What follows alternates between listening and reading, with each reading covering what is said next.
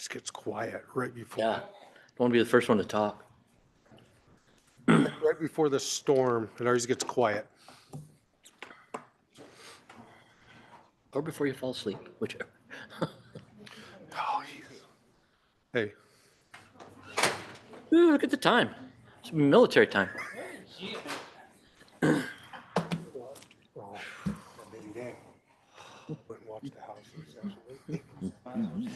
He's standing. No, like all the time. Ask you something afterwards.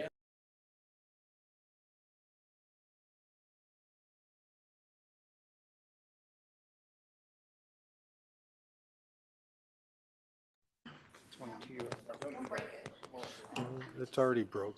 Okay, so let's get started. Call to order, flag salute, please stand. I pledge allegiance to the flag of the United States of America and to the republic for which it stands, one nation, under God, indivisible, with liberty and justice for all. Thank you so much. First thing we're going to do tonight, we're going to do the oath of office for City Councilor Ward 1. Julie, will you please take charge of that? Have you just stand right here. I'll hold this for you so that the recording. Okay. Okay. And I'll have you raise your right hand and repeat after me. I do solemnly swear I do solemnly swear that I will support the Constitution that I will support the Constitution and the laws of the United States, and the laws of the United States, the state of Oregon, the state of Oregon, and the charter and the laws and the charter and the laws of the city of Lebanon, of the city of Lebanon, and that I will faithfully and that I will faithfully perform the duties perform the duties of the office for which I have been appointed. of the office for which I have been appointed. Congratulations. Thank you.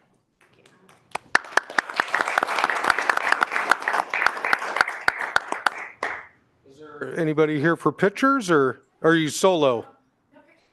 Okay, all right.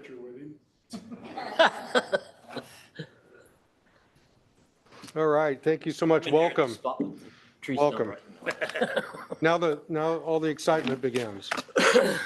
So, already called the meeting to order, did the oath of office. Please call roll, Julie.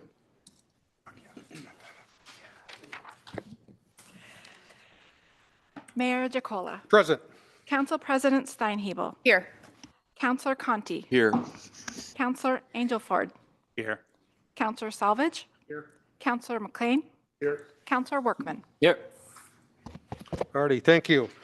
Next agenda item is consent calendar. Following items will be considered routine and will be enacted by one motion. There will not be a separate discussion on these items unless a councilor so requests. In that case, the item will be removed from the consent calendar and considered separately. First item, agenda, Lebanon City Council agenda, February 11th, 2026. Council meetings 2026-01-14, City Council executive session and regular meeting, and 2026-01-28, regular meeting, and approval to award Vine Street Water Line 5th to 7th, project 25713. Is there a motion? Move for approval. Second. Motion's been made to approve. It's been second. All in favor? Aye. All opposed? Motion passes. No presentations tonight. We'll move into public comments. Public comments, citizen may address the council by filling out a testimony card prior to speaking and handing it to city recorder. Each citizen is provided up to 5 minutes to provide comment to the council. The council may take an additional 2 minutes to ask clarifying questions. The city recorder will accept and distribute written comments at speakers' requests. Remember, 5 minutes. I'll hold you to it. Relax. We don't have too many tonight. First up, Kay Cortez. Okay. I'll call you up in a little bit then. Jeremy Guthrie.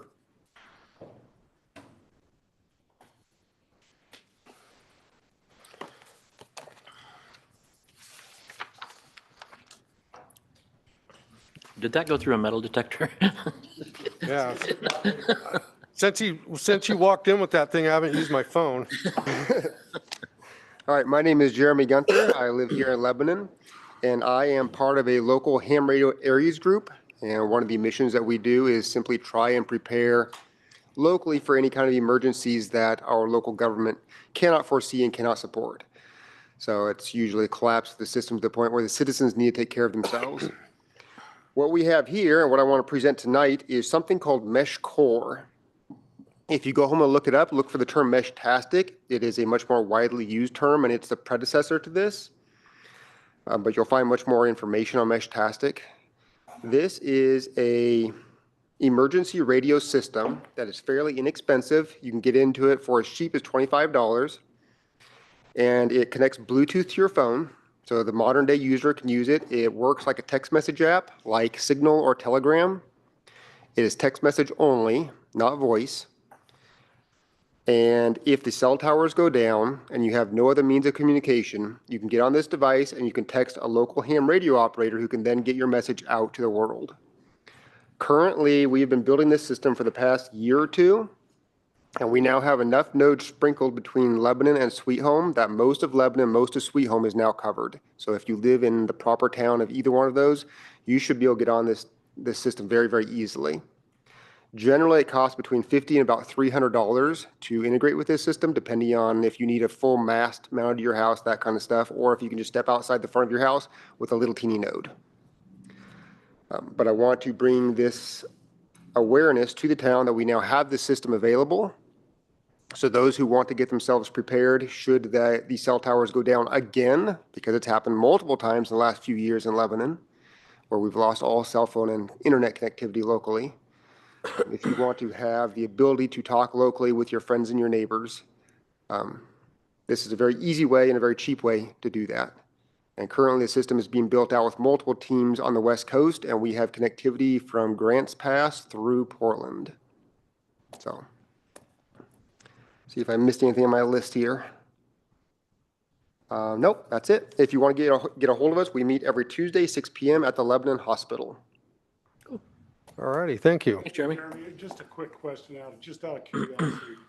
In the event of a blackout, like in the event of a blackout like they have like Iran is going through, would you be able to communicate with other people even though the government shuts down the internet? Generally speaking, yes, and that comes with a bit of an if. The way the government shuts down the internet is two ways. They can either pull a physical plug, which you then have to route around, or they can use something called a frequency jammer. The frequency jammer is impossible to get around if they can tune the frequency to the one that you're using. However, because there's so many nodes, the chance of them being able to blanket our entire town and choosing to blanket an entire town this small is very, very low. So in most scenarios, yes, this would still work, but there are ways they could suppress it if they really wanted to. Okay, thank you. You still have 1 minute and 38 seconds. Well, if there are any other questions, I will answer them. Otherwise, I'll give it back to you. All righty, thank you so much.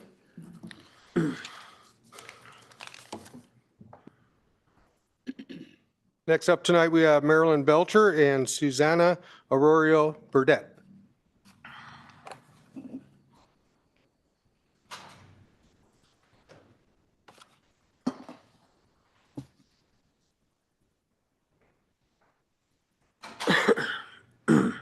Make sure the mic's on. If it's green, it's on. If it's red, it's off. There you go. Thank you. So I am Marilyn Belcher, and I'm a member of Ward 1, so welcome, Councilman. I am here to introduce my new friend, Susanna Arroyo Burdette.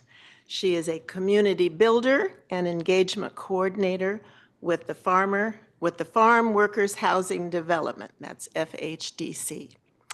And she is just going to speak to you, and I just came to introduce her. My 5 minutes is up. Thank you so much.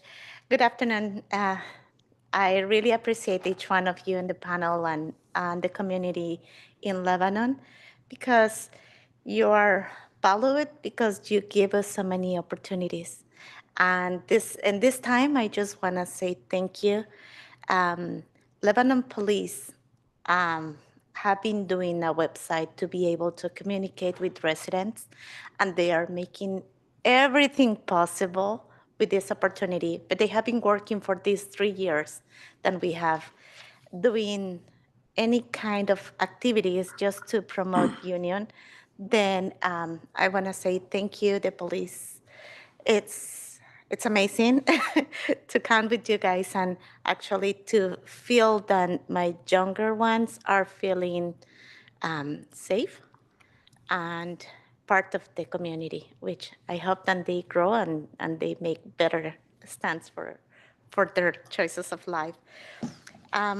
FHDC is a nonprofit organization with over 30 years of experience developing and managing affordable housing in compliance with fair housing laws. And we currently operate communities in Staton, Silverton, Woodburn, Salem, Lebanon, and pretty fast gonna start Albany. We're almost finishing. Then we're gonna have, as Lebanon have 140 units, we are trying to get almost the same amount. It doesn't gonna be only for units, but it's gonna be some houses, then which I think it's gonna be pretty good for the community. We actually are so grateful the partnership that we have with other organizations to make possible, to make affordable and sustainable the way we could not just give a unit to live, but this is the starting point to do something bigger and better. As I get introduced as Susana Arroyo, I born abroad and have a privilege to live between cultures and understand the importance and the difference between merely translating words and truly interpreting cultures. I understand firsthand the lines and structures that need to be built in medical service, school education, and culturally responsive care in order to create an effective bridge of communication with other sectors. I am an open and willing to contribute alongside with all of you as a community builder and engagement coordinator, a role that allows me to build bridges between people, languages, and opportunities every day. And I was invited here just to let you know about the murals we have, the art murals we have in the buildings. They actually are talking about your history. The time we start building up one of the residences, we have a teacher, an art teacher. Now he is in Woodburn, in Temecula, but he was a PCC teacher in the university. And he actually tells so many stories with their draftings. Then you are already in the history line with FHTC. And peace is what it means, paz. Colonia Paz is peace, is unity. That's why we have the white dove. And they have so many faces without cover up for the COVID. It's talking about COVID. But we could have so many opportunities to actually engage and talk about the art. But this is just not making it beautiful, but we want you to have a value with our community. Then we are open to help and start helping. And I want to applaud Lieutenant Padua and Ms. Dalla because they really get forward with us and we feel part of the community. Thank you so much for your attention. Thank you. Thank you. Questions? Okay, is she going to come or do you want to come up and, okay.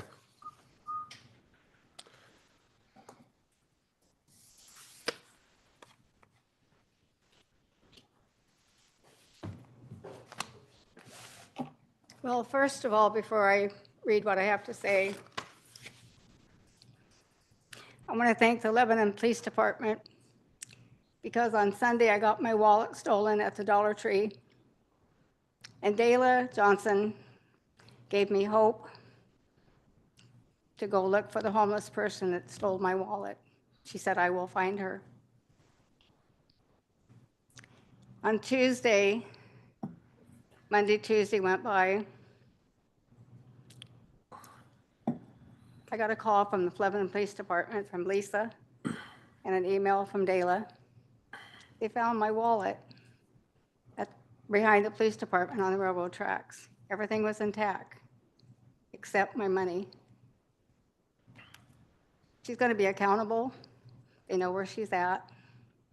So I'm very grateful for the support because they weren't going to give up on me. So I'm very grateful. Thank you. Thank you. Chief Frank Stevenson, Mayor Kenneth Chicola, City Manager Ron Whitlatch, and the City Council members. We have some good news for the existing condition problem on North 2nd between Tangent Street and Mullins Drive. That's narrow two-way residential street with parking currently on both sides. This comes from myself, from Dayla, and Maggie. So I gathered residents' feedback on North 2nd myself, talking to each one of them.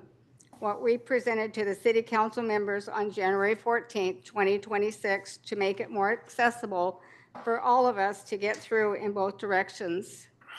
Unanimous means 100% agreement with 0 opposition. The decision that was reached was unanimous, from what I understand.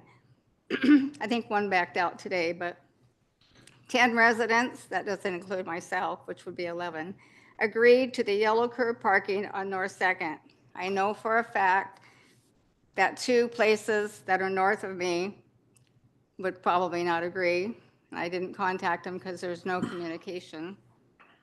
There is one house that I wasn't able to speak to with one, but that's okay. Thank you for your time and appreciate each and every one of you. Respectfully, Kay Cortez. And Dayla, I don't know what happened to Dayla. She must have had an emergency or something. She was supposed to be here. So I'm very grateful. I just wanted to give you an update, and we can hopefully move forward and get it done. All righty, thank you so much. Okay. That'll be coming to the city council in March. Pardon? That will be coming to the city council in March. Okay, good. We're just waiting to make sure, we sent letters to everybody, and we're waiting to make sure we don't get any feedback for the public hearing. Okay, I've got to leave because somebody's with my husband, so his caregiver. So but Okay. thank you for your time. Thank you so much. Thanks, Kay. Got to take this with me. You know, I'm gonna have to say, Chief, that this is starting out good for you. You need the jail to put that lady in. Let's spend a lot of money on this. We'll move on to regular session. First item on the agenda is Cheetah Lake CMGC Amendment 2. Public Works Director is not here, so I would imagine the city manager is going to take the lead on that. He is preoccupied. Let me get to that little section there. So what we have before you tonight is request to approve CMGC GMP Amendment Number 2 to the Cheetah Lake Park project. As you remember, back in what was it? Earlier last summer, the council approved GMP Number 1 in the amount of $1.2 million. Basically, that was so that we could begin construction and take the rest of the park project and figure out exactly what we had the ability to do with the funding that we had. So over the past several months, we've worked with Knife River. A team of us have worked with Knife River and have come up with basically a final plan for that. They have provided a GMP2 amendment, which is basically, that's the way the CMGC process, construction manager, general contractor, you can do multiple amendments to the contract. Their amendment to this one was roughly $3.5 million. It accomplishes the core infrastructure for the park, some of the ADA parking, restrooms, site lighting, and all the underground utilities. So if you total all that up, that makes a total GMP, guaranteed maximum price, all these acronyms, of $4.69 million. Staff is recommending that we move forward with that and sign the amendment and move forward. I'm available to answer any questions. Did we sacrifice anything? Anything change? Yes. So the amphitheater, when we started in on the amphitheater, we really wanted to have an amphitheater. Unfortunately, the amphitheater costs roughly $2.5 million. So what we will get out of this is we'll get an access road back there, the power backbone back there with splitter cables, likely a rock padded area back there so that they can still use that for concert venues.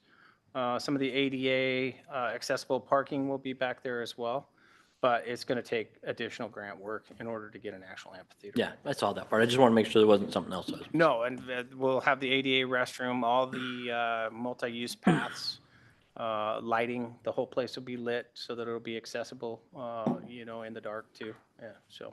Cool, thank you. Uh-huh. Any other questions? Just one question, how many, Microphone. how many seats would have been in this proposed amphitheater? Well, when we talk about an amphitheater, maybe amphitheater is not the word to use. Stage. The stage was that much. The amphitheater, actually, the way it's set was just a small incline on grass, and it would have kind of surrounded the stage with ADA accessible sidewalks through it. But the stage itself was what was the major cost. It'd be So no seats. a lawn chair event. Yes. It wouldn't have been seating. I don't think we would ever, at least to run a venue that big, well, one, we don't have the staff, and two, that's a lot of infrastructure to put in for something that you're hoping that you're going to draw enough of a crowd to, right, with the permanent type seating, so. Any other questions or comments? All right. We'll entertain a motion if there's one out there. I move to approve. Second. Motion's been made to approve the amendment number 2. It's been seconded. All in favor? Aye. All opposed? Motion passes. Move on to resolution. Next on the docket, resolution 2026-02. Public Works Director is still not here.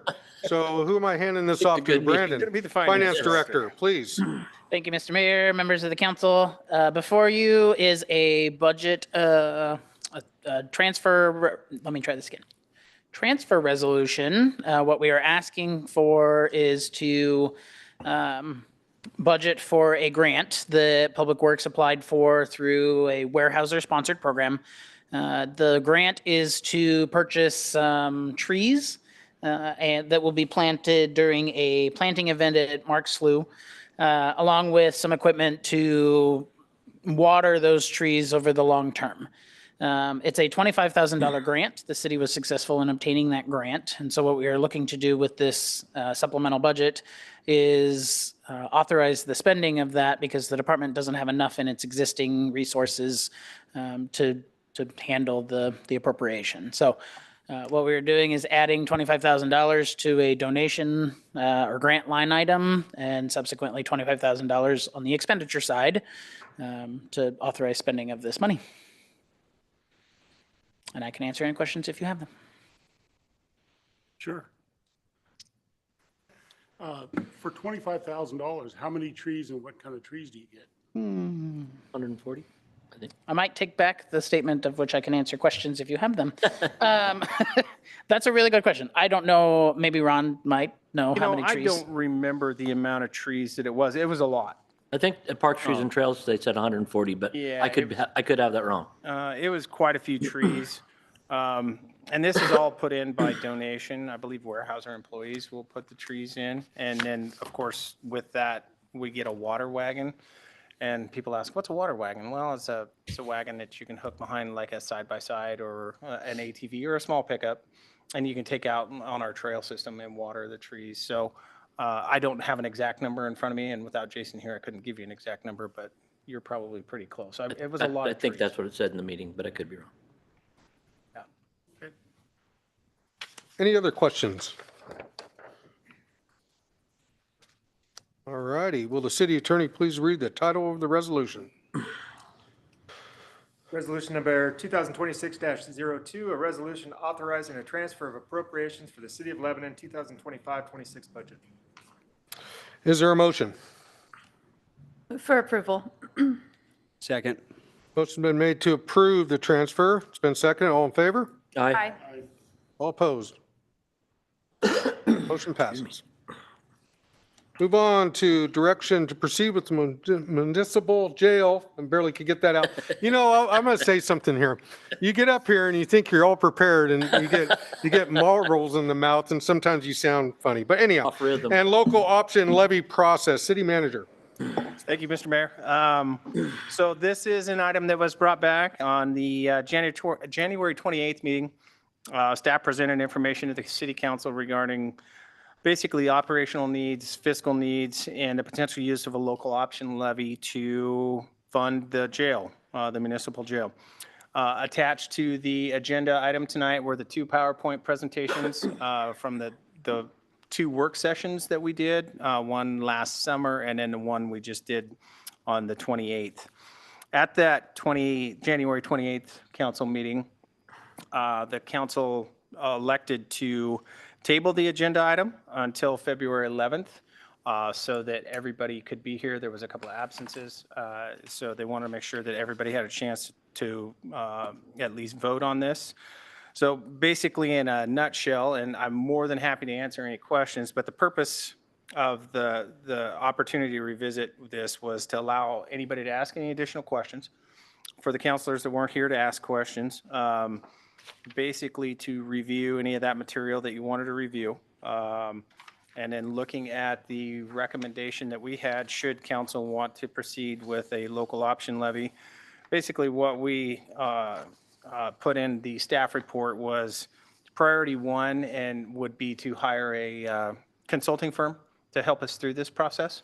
What that does for us is it gives us the opportunity to do some polling up front before we're fully committed to going out to the voters with a levy.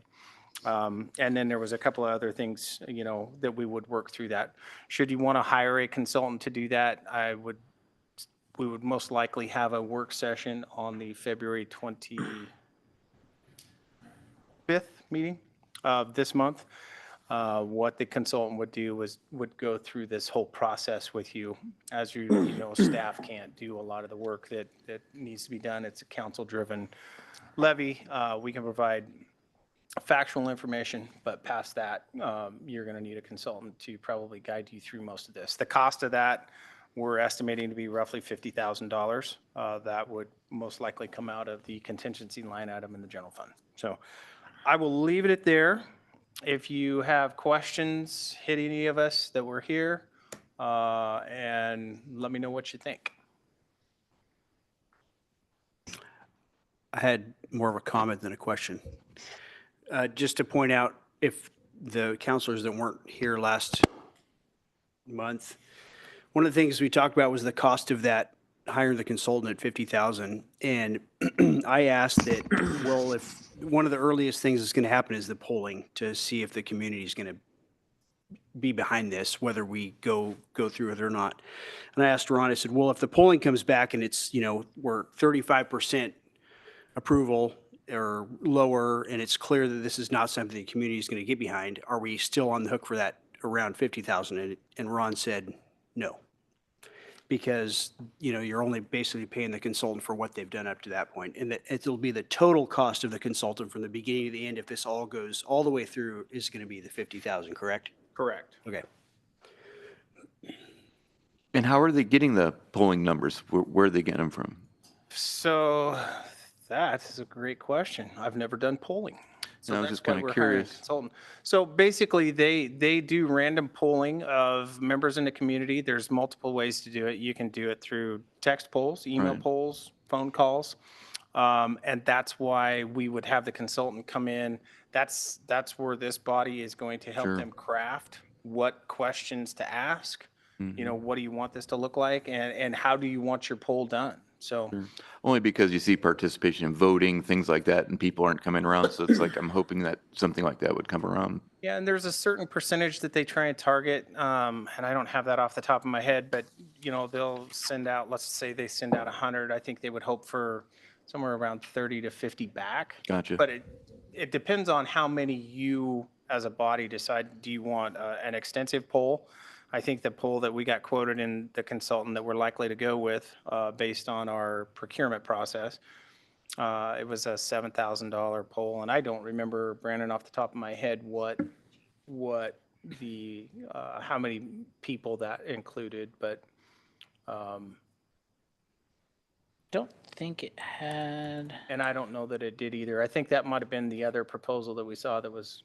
It didn't substantially include the more. mechanism of which they poll either? No, it could be up to this council, I think. Okay. On how you do Gotcha. that, so. Yeah. Yeah, well, with all the data points and stuff they can gather now and demographics, I Yes. think part of the conversation will be, hey, who do we want to target? We'll try to be we're- unbiased about that, of course, Yeah. but we want a good cross sampling of everybody, so we touch the whole community. And those are all things that the consultant will be able to explain. I've never done polling, so I don't know. Yeah. I don't know the answer to that question, and that's why we would bring them in. And the consultants' original proposals didn't include, what their target would be. So like Ron said, I think that's where, they'd need to come sit before you. You can ask those types of questions, figure out what those questions are going to be as far as that are going to go out through that poll. They'll be able to give you all the information on how they send that out, where they get the information from, all that stuff. We sat with one of the consulting firms for an hour, and I believe she went through a majority of that stuff, but that's been 4 weeks ago.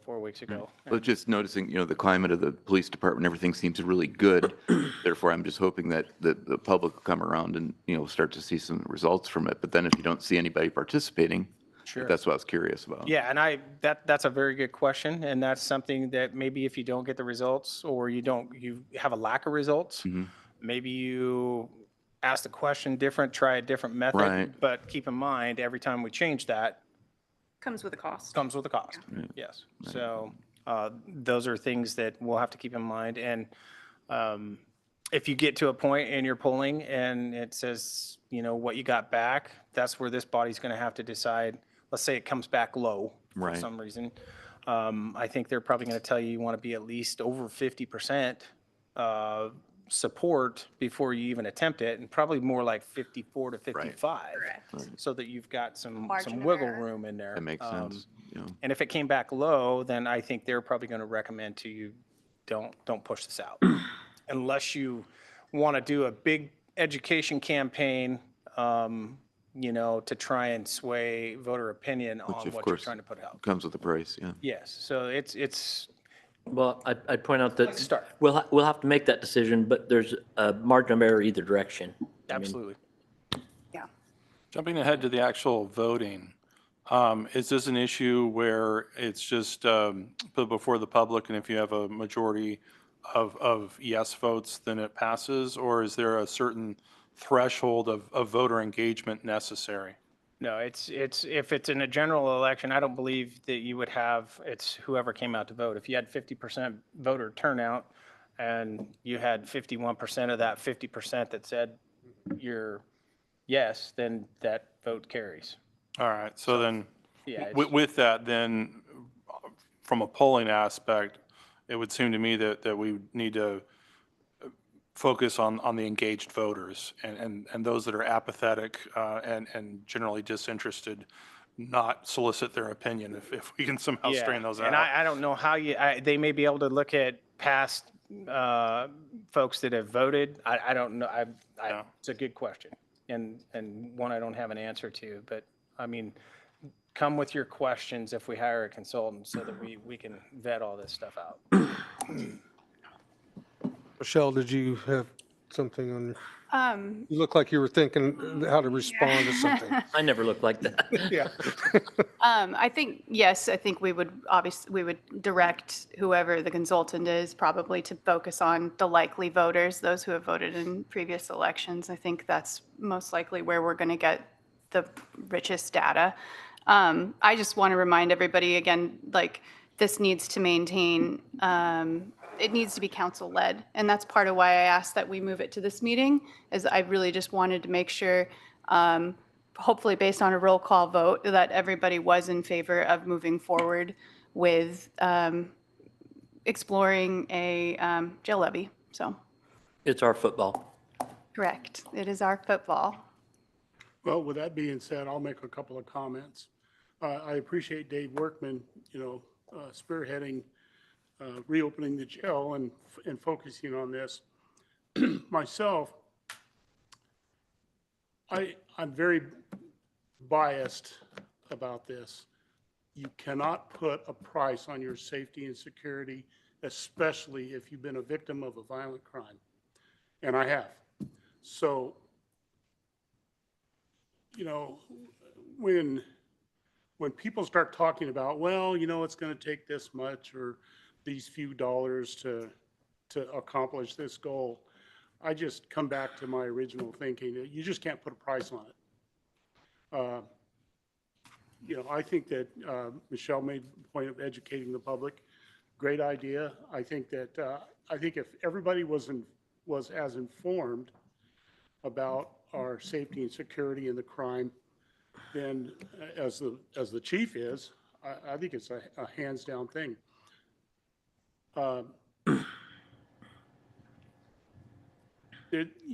Everybody always wants to know, well, what am I getting for my buck? You know, if I put out another, you know, $200 a year on my property taxes, what am I getting in return?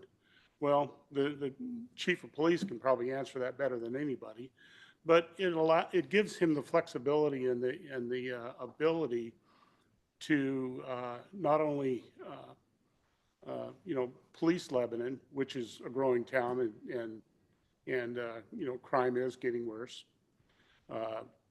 It gives him the opportunity to explore other things that he can do for the community, like maybe assigning one person specifically towards petty theft and petty crimes, which has always been a big problem in Lebanon. You can't leave stuff out in your carport. You can't leave your vehicle. You know, you don't make the mistake of leaving your pickup unlocked. That's happened to me a couple of times. And we should not have to live that way under that threat of, you know, getting ripped off or injured by somebody every day. Kay Cortez got up here and spoke about a woman in broad daylight at the store stealing her purse off the counter. And then, you know, the efforts that she's had to go through with the help of the police to track down this person and you know, get something done about it. She got back her purse and everything in it except for the cash. Well, I'd assume that person isn't lodged anyplace. Just saying. So, Timely. So, you know, it comes back to what I said earlier. I'm very biased. I think moving forward with this is our opportunity to do something for our community to make it a better place to live here. I'm not going to disagree. All righty, thank you. Is there any other comments or questions? Well, it sounds like someone's requesting a roll call vote if we do this. So do I need to include that in do they need to include that in the motion, or do I just call that? Actually, you make the motion, and then if somebody's requested it, then you just say there's been a roll call vote Okay. requested. All righty. Is there a motion to proceed forward on this, or let it die right here? I'll move to approve. I'll second. I think we need to clarify a little bit exactly Probably. what we're moving, and Ron might be able to identify this a little bit better. But right now, we're moving to proceed at least to the first level of hiring a consultant, spending up to a certain amount of money. We're Michelle? moving to retain a consultant to assist with the exploration of a jail levy. No, I get what we're doing. He's a communications person. Yeah. Yes, and I still move to approve that. So did you remember all that? I have to say all that? Yeah. Yes. Well, then, no. Feel free. You have to withdraw your motion. I withdraw my motion then. Okay. I move to retain a consultant to assist with the exploration of a jail levy. Second. Motion's been made. It's been seconded. Someone requested a roll call vote I do earlier. request a roll call vote. Thank you. City recorder, please. Counselor Workman, Yay. Counselor McLean, Yay. Counselor Salvage, Yay. Counselor Angelford, Yay. Counselor Conti, Yay. Counselor Steinhebel. Yay. Motion passes. Okay, we'll move on. You got your marching orders on that one, it Yeah, sounds so like.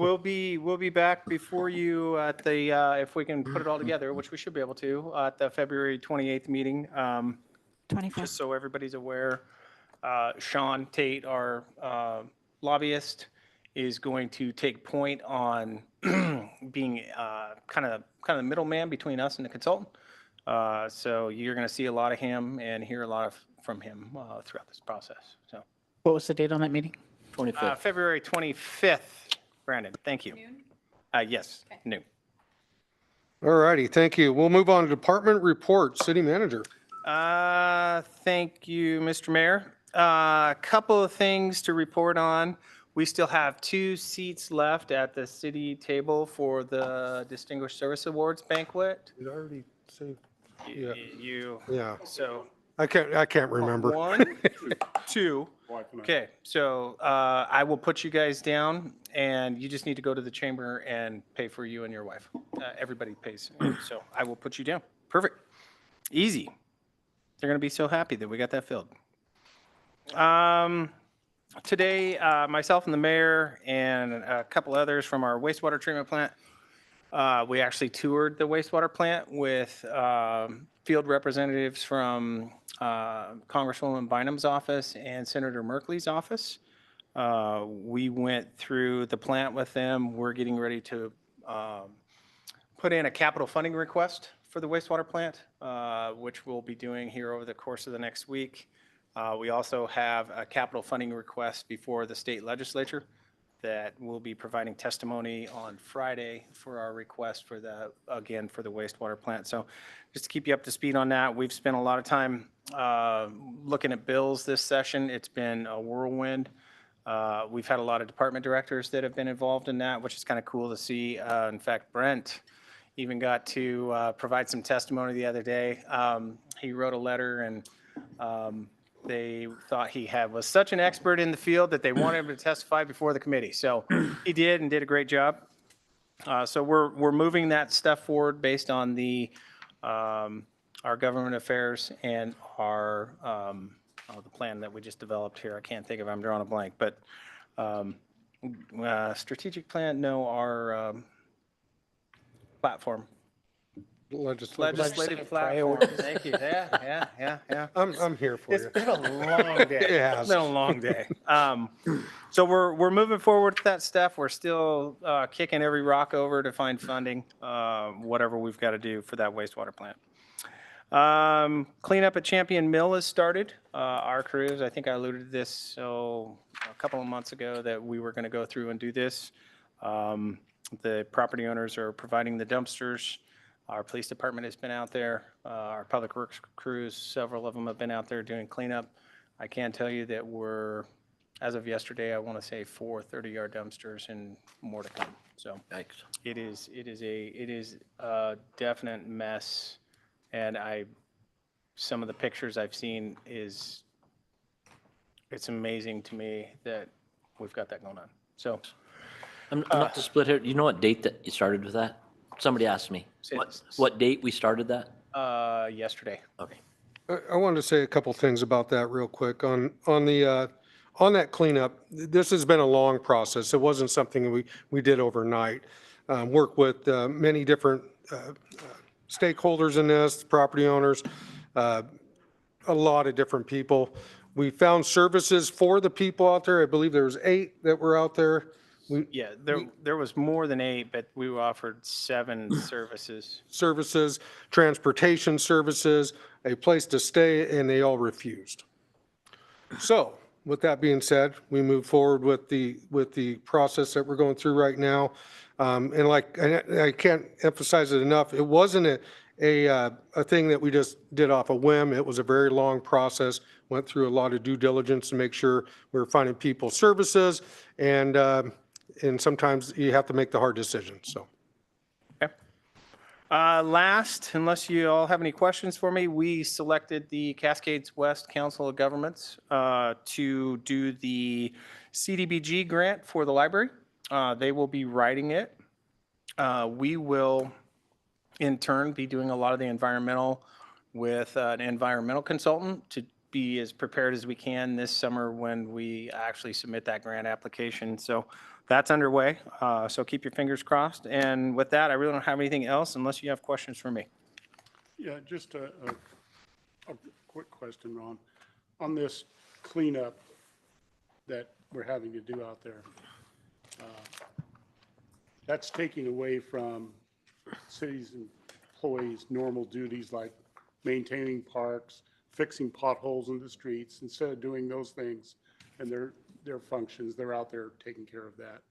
And then there was a second question I had was, how much is it costing us to do this? So the property owners are paying for the dumpsters. We've got an agreement in place, or will have an agreement in place that they'll either pay the time and equipment that we have out there. I don't know, we won't know until we tally it all up, or it will become a lien against the property. At which point it sells, then that lien gets paid back to us. But I think when we all visualize that out there, it's in such disarray that we got to do something with it. The property owners didn't have the mechanism to do that, and I'm not saying that's right or wrong. It's also not necessarily the city's responsibility financially to do this. That's why we've set it up the way that we have, because we can't be responsible for cleaning up these properties where the property owner, they've got some responsibility. They have the responsibility and they've got the liability. So we're going to keep it cleaned. We're going to keep it mowed down, sprayed down, and hopefully that the encampment back there was massive. Do the employees have to wear a hazmat? They're all in an excavator, so we're not touching anything. I don't know what they're wearing, but we're not going through. It's all getting loaded by excavator. So. And some of the cost on the operation has been donated from business community. Some of it, like Ron mentioned, the dumpsters were provided by the landowner, and then we're assisting with some of the labor. So it was a partnership between all three stakeholders in this. I was telling someone earlier today that, you go down there and you look at that, and it's like, what kind of community are we to allow someone to live in those conditions? It's very, very bad. And I'm personally glad that it's getting cleaned up. Like I said, we tried to offer services, they refused them. And, but, I think that, our law enforcement in the city of Lebanon is going to have some additional work, because they're going to absorb into the rest of the community at some point, so. Yeah, that's one thing I was thinking there was, if these people don't want help and they don't want to change and nothing's going to convince them of that, where are they going to go? And are they going to set up camp somewhere else? So we're chasing the cat around the house with a broom, and it just keeps getting away from us. Yeah, there's really no mechanism. I mean, we have our ordinance where you can sleep at night, right? But short of that, the way state law reads, and federal law for that matter, there's really not a lot more we can do. And a lot of these folks are on private property, right? So our law enforcement, while they may have a trespass order on, maybe it's the Champion Mill or wherever it's at, we don't have the resources to police that. And to give you an example,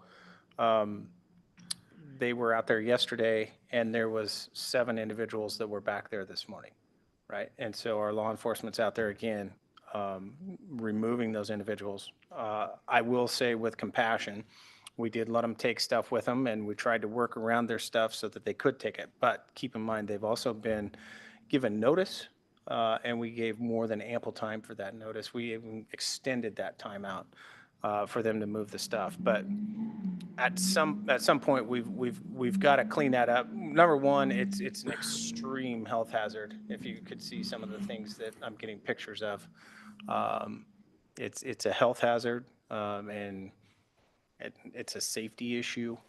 And to your point, where are they going to go?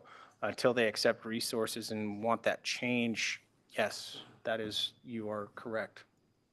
Well, I just feel that somehow we need to start thinking outside the box and, just quit doing the same thing over and over again. We need to do something different. Yeah, and as a city, I think I'm not sure what more we can take on. From a legal perspective, there's not a lot more. This issue has been discussed and discussed and discussed, and billions and billions and billions of dollars have been spent on it, and it hasn't helped. So I would agree with you, a change needs to happen. But from our perspective, we can only do with what's inside with the law, and there's not a lot more we can do. Inside city limits. Yes. Well, I think one option, and I don't want to say it's like a whack-a-mole, but that had got so entrenched in there. Yeah. I think the challenge is to move them faster. Because I'd be really surprised if that same bunch of people doesn't try to settle in some other little community someplace. And I think we have to make it as uncomfortable for them to be in those places as we can and cause as little damage to our property and the private property. Yeah, and agreed with you. And that's my point with the private property issue. While we may have a trespass order, and we can send our law enforcement out to these areas, right? And we can issue citations. I mean, and they'll get an arrest citation, right? Because nobody's going to take them Just as far as housing them. But we don't have the resources to post somebody out there 24/7. And within hours, they're usually back because there's no accountability, right? So we all know that. So it's really, I think, and Frank can probably allude to this way more than I can, but I think it's probably just as frustrating for them. And there are some things we're trying to do too, and keeping the vegetation down. Yes. There's, make it as open as possible, as visible as possible. Probably can't get as far as knocking all the mounds of dirt down and making it just a flat surface, but that would even help. I was actually just going to respond to Councilor McLean. Just to put it into perspective, when we did the cleanup on Porter Street of that property that was on Porter Street, that's actually in the county, but everybody thinks it was in Lebanon. Just that one, I think it's about a quarter-acre lot on Porter Street, cost $80,000, and that's with the county doing it, which is substantially less than if it had been done by a private contractor. All righty, anything else? Nope, that's all I've got, unless you Okay. got more questions. Okay, items from council. Councilor McLean, you have anything? No. Okay, all right. I just want to make sure. All I'll righty. think of something later. Okay, I bet you will. Be back the Okay, 25th. please be aware of the memorandum that went out in the packet for, if you're going to be absent, make sure that myself, city manager, and city recorder know. And the reason why is we've seen that, one counselor will call like the city manager, one counselor will call me, one counselor will call the city recorder, and then we find out at the last minute you're not going to be here. So if you contact all three of us, just a simple email, I'm not going to be here. And then we're all aware of it and we can kind of plan for the meeting. So, okay? All righty. Is there any, did you have anything else to add? Okay. Is there any press comments? Yes, please come forward.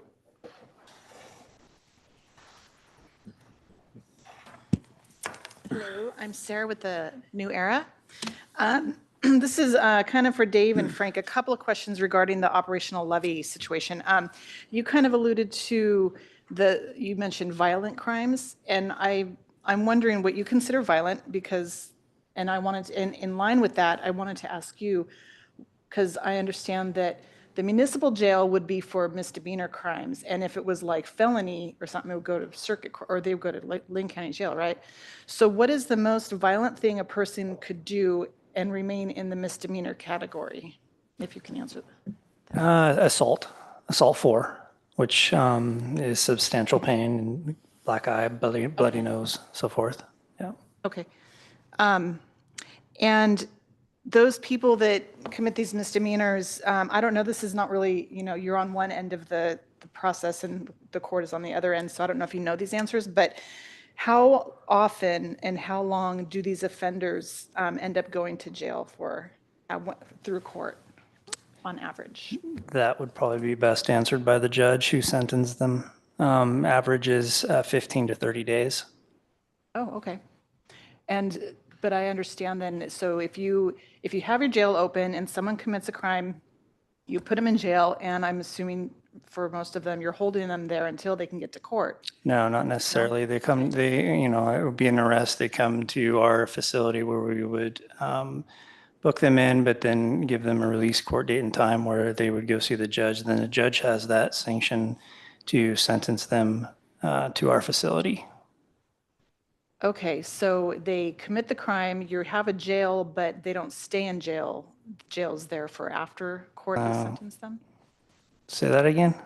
So because I think because I think the main concern is that right now you don't have any teeth to. Correct. So these people are committing crimes. You give them a court date, they don't show up, and then you got to, find them and cite them again. So if they don't show up to court, now they have a warrant. Now we can go out and arrest them and hold them until their court date. Because of the warrant. But okay, so say your jail is open, we're funding that, and somebody punches Dave McLean in the face and he wants to press charges. No offense to you, just trying to keep this light and funny. Well, obviously, after the investigation, they would be arrested. They'd be brought into our facility. They'd be booked in, and they'd be given a court date and time. And they would have to go see the judge at that court date and time. And then at that sentencing, when the judge goes through the process, it's like any other facility that we have out there. It's the same process. But felony crimes will be held because they're violent. If they're violent, they'll be held at Lynn County Jail until they actually see or go to court. Right. We don't have that capability at a municipality. Yeah, so you give them a court date, you book them, but then you just release them like that day or the next day, or do they actually see the judge within a couple of days? Well, it depends, right? If the court is in session, they can see the judge that day. Okay. If it's not in session, then they need to be sentenced to our facility. Okay. And that can only be done by the judge. Okay. But right now, the judge has no teeth in the game either and can't sentence them to anything.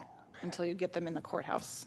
Well, ever. Even ever. There's Right now. situations, we have, DUIs carry mandatory jail term, escalating as they go up in the number of DUIs.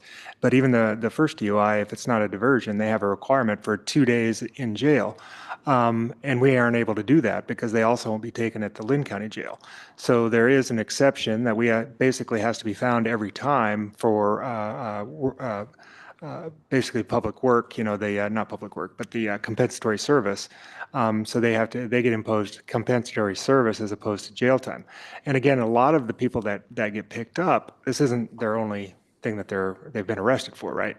So they may have 2 or 3 or 4 different charges that they are on bench probation for, each of those potentially carrying a suspended sentence. So they could potentially have, months of suspended sentences that they've now violated those terms of their probation, which now they all have suspended sentences and they violate them. We still can't put them in, we still can't say, well, we told you not to, you did it again.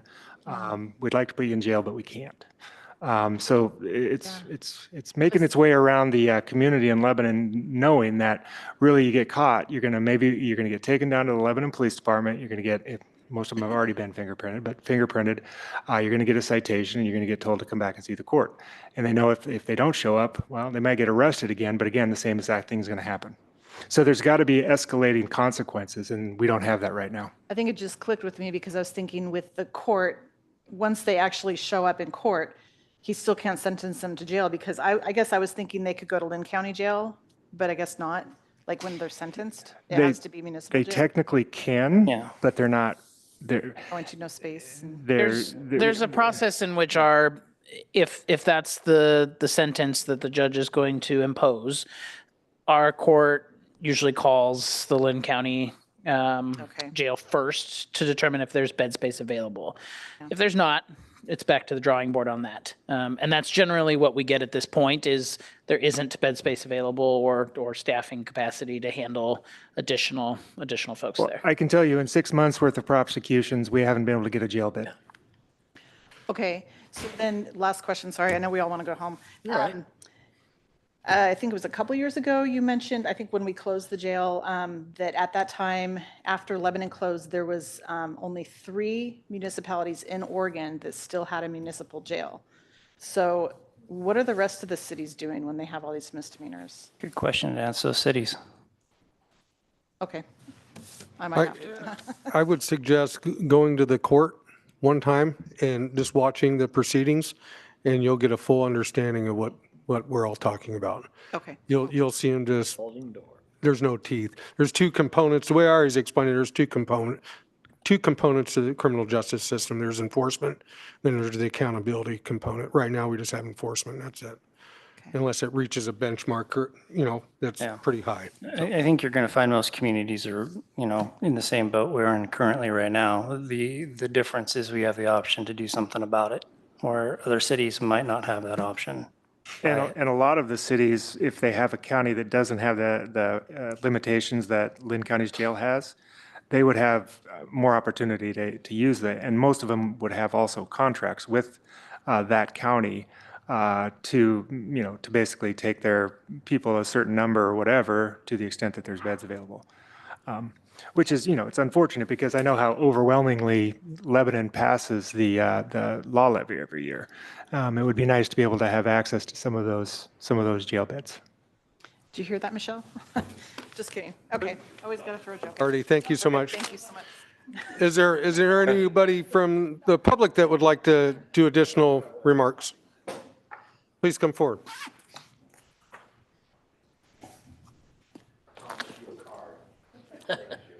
Can you give them?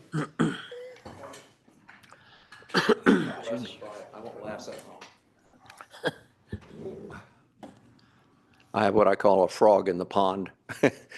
I never know when it's going to ribbit. And that kind of introduces me as a retired respiratory therapist in this town. I live over on Filbert Street, and I retired with Samaritan Health Services. I wrote something at the top of the agenda earlier that said grip list instead of gripe list. And I kind of like that. Try to get a grip on something instead of throwing it out there, have no idea how to handle something. The 3, I try to handle no more than 3 things at a time. And that was homeless, and that's already been addressed a great deal. A thought that I have about that is Applegate and Crossroads. Are they working with the homeless to get them affordable housing? And is it really affordable housing? And I'm sure this has already been addressed, so I'm addressing a mountain already. It is affordable. They are working with them. There's still limited beds, and they still have to want to go into that type of housing. Yeah. Sure, there are always limitations that way. I was trying to think of who runs that. Michael Couch, yeah. House? Michael Couch. Couch. Okay, thank you.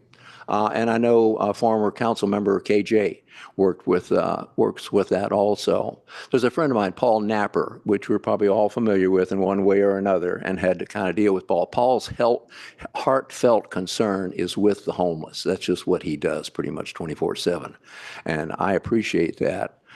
As a respiratory therapist, when I've been here before, the mayor said, hey, we haven't seen you here for a while. So as a public citizen, I should show up more often and maybe not contribute, but at least listen. And so my concern is for the health of the community. Next week, I turn 81 by grace. And whatever I can do for the community will serve out my days in good stead. I'd be happy about that. So I don't need anything back. It's time for me to give everything I can. And I gave 50 years of my life to respiratory therapy in many hospitals in Oregon. And I'm happy about that and I hope the patients were happy too. When I drove out to Cheetah Lake to take a little walk around the lake, and it was gorgeous out there this evening, I noticed a little encampment of homeless out there. And I hadn't seen that before. I make it out there about once every other week or so. And had a motor van out there also. They're probably crashing in the van at night. And I got a salute when I first pulled in there. And I thought, hey, I'm trying to work with you guys. I served at St. Andrew's breakfast for these people for a number of months over the last year or so. And so I was concerned about that, but we all are. And that brings me to hot rods also, which the chief has heard from me and the staff there about people making a cut through, Milton to Elmore, cutting through my street, which is Filbert Street, where I own a home there. It's been a whole lot better thanks to this is the third kudo for you. He's not going to be able to get out the door. The force is definitely with us. Thank you. Thank you for not cleaning that up necessarily, but addressing the situation and making people being responsible. It all comes down, it's either my responsibility or your responsibility, but it's going to fall somewhere. So that was pretty much it, except for traffic concerns, and I should probably take this to City Hall, I guess, about the turn on Russell into Porter. We mentioned Porter. That guy who had that property there that it was so expensive to clean up, I had him as a patient of mine for a number of years. And so, I don't know, it was just really kind of heartfelt, very concerned over that. So that's pretty much what I have. Thank you for letting me be here and speak, and it's after 7 o'clock. I know everybody wants to go home. Thank you. What was your name? I'm sorry, I may not have introduced myself. Robert Gulley, Gulley, and I'm a retired respiratory therapist. I still serve your mom-in-law over at Oregon Veterans Home, and so I'm doing what I can for the health of the community. When you see a guy out there on the sidewalk sometimes holding a sign, it's health care for all, or health care is a human right. So thank you very much. Thank you so much. Any other public comments? All righty. Okay, next scheduled council meeting is 2026-02-25, council meeting work session at noon. After that, it's 2026-03-11, city council work session, 5 p.m., and regular meeting at 6 p.m. And this meeting is adjourned.